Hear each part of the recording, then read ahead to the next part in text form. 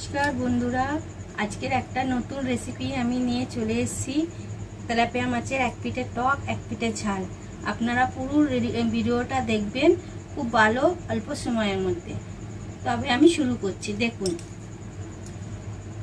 আচ্ছা, ধনে পাতা, তেঁতুলগুলা জল, আদা রসুনের পেস্ট, টমেটো কুচি, পেঁয়াজ কুচি।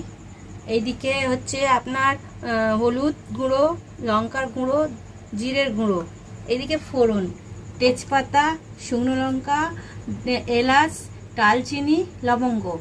আর টকের ফোড়ন হচ্ছে কালো জিরে আর শুকনো লঙ্কা। এই আমি শুরু করছি।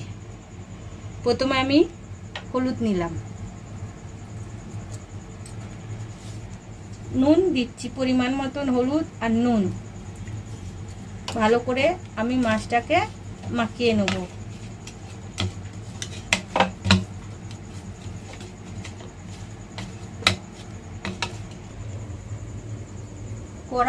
কড়া মোড় হয়ে গেছে, কড়া গরম হয়ে গেছে। তেল দেবো, এবারে পরিমাণ মতন তেল দেবো।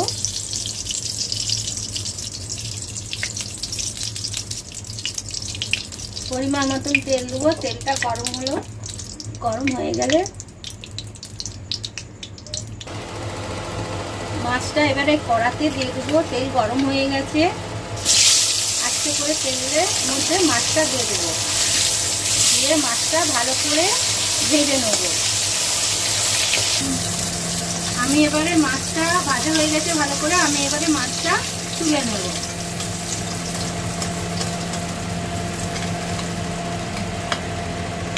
এবারে আমি ফোড়ন দেবো।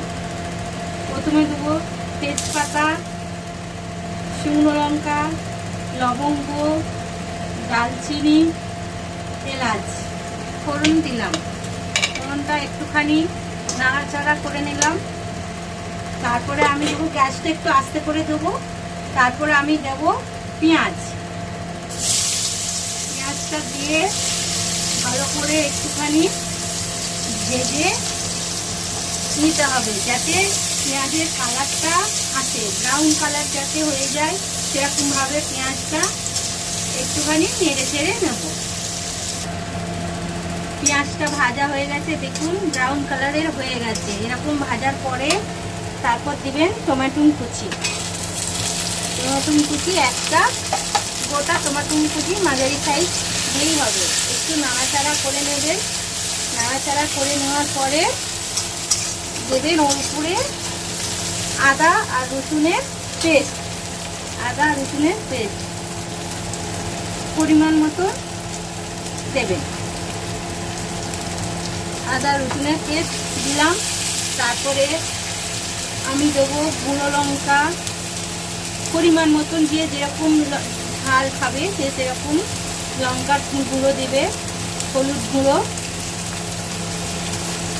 জিরের গুঁড়ো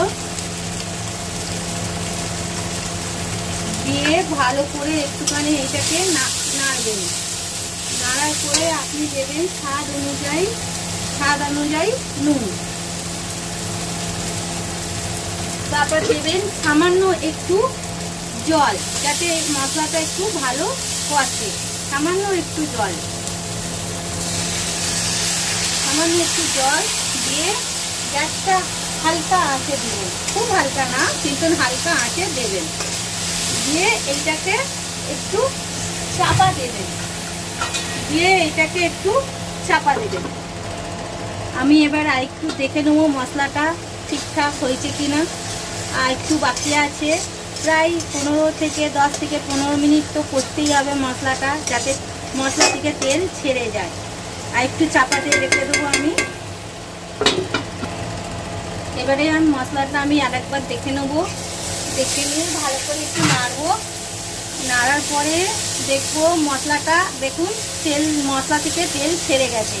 তার মানে মশলাটা ভালোভাবে কষা হয়ে গেছে, যাতে গন্ধ না ছুটে। এবার আমি মশলাটা একটা পাত্রে তুলে নেব।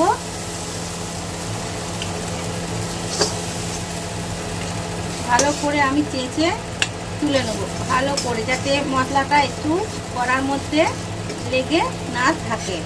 ভালো করে চেঁচে তুলে নিলাম। তারপর আমি কড়াতে একটু জল দেবো, জল দিয়ে ভালো করে আমি এটা ধুয়ে নেব। কড়াটা ভালো করে পরিষ্কার করে ধুয়ে নিলাম। তারপরে একটুখানি তেল দেবো, সামান্য একটু তেল দেবো যাতে ফোড়নটার মতন হয়। দেখুন আমি একটুখানি একদম তেল দিচ্ছি।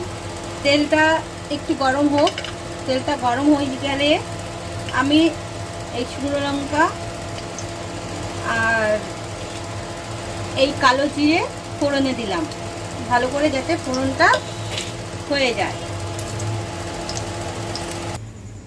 দেখুন ফোড়ন হয়ে গেছে। এবার আমি এই গোলা তেঁতুল জলটা এই ফোড়নের মধ্যে আমি দিয়ে এর মধ্যে আমি সামান্য একটু নুন দেবো, সামান্য একটু নুন ভালো করে দিয়ে সামান্য একটু হলুদও দেবো, সামান্য একটু হলুদ আর একটু নুন ভালো দিয়ে নেবো, ভালো করে ফুটিয়ে নেবো। দেখুন একটু গাঢ় গাঢ় যখন হয়ে যাবে, ওই তেঁতুল জলটা যখন একটুখানি বসে বসে যাবে, গাঢ় গাঢ় হয়ে যাবে, তখন আমি এই ভাজা মাছটা এই তেঁতুল জলের উপরে দিয়ে দেবো, যাতে বা একটুখানি ফুটবে 1 মিনিটের মতো। এবার এইটার মধ্যে আমি মশলা যে কষে রেখেছিলাম সেই মশলাটা আমি হালকা করে এর উপরে দিয়ে দেবো। এই রেডি হয়ে গেল। আপনাদের যদি ভিডিওটা পছন্দ হয় তো লাইক, কমেন্ট, শেয়ার করে দেবেন।